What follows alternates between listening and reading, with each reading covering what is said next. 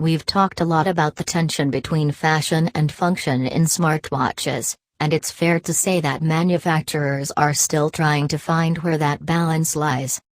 The new Apple Watch Series 2 doesn't change things up much when it comes to looks, but adds a raft of new features: built-in GPS, proper waterproofing, a faster processor and brighter screen. It's interesting that Apple is focused so much on health and fitness with its new smartwatch, with little attention put on other features and apps during this week's keynote. Apple also quietly withdrew its ludicrously expensive 18-karat gold watch, replacing it with a new premium ceramic model that's eye-catching but not quite as eye-wateringly pricey.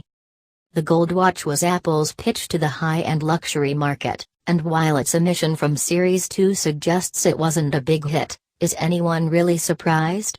Apple's still keen to point out that its smartwatches are outpacing traditional timepieces. On stage, Tim Cook whipped out a rankings sheet to show that Apple was the second biggest watch seller in 2015 in terms of revenue, behind Rolex. But what next, with the gold watch dead and so much focus now on fitness? Is Apple still as concerned about luxury? Does it need to be? As long as its smartwatch is only available in Square, it seems unlikely that Apple has a chance of cracking the luxury sector. So until that changes, the best thing Jony Ive and Co can do is focus on other aspects, like the straps. We've seen Apple launch quite a lot of bands since the launch of the original models, the most notable of which has been the Hermes collection. The partnership has brought some really beautiful straps to the watch that turn it into a more fancy-looking wearable. Paired with a stainless steel model, it makes for a looker. As previously mentioned, Apple's extravagant gold watch has bit the dust, usurped by a new ceramic model that costs a tenth of the price, but will still deprive you of a fair chunk of change.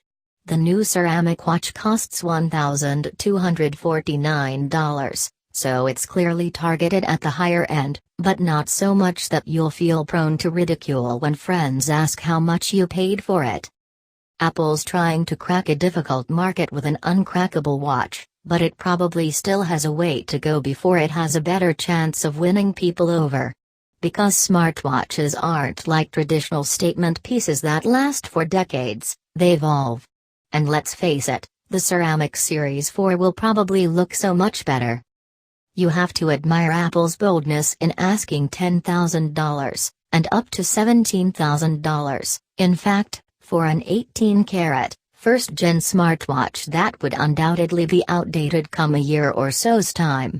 Our thoughts are with all the people suffering major buyer's remorse this week, but really you should have seen it coming.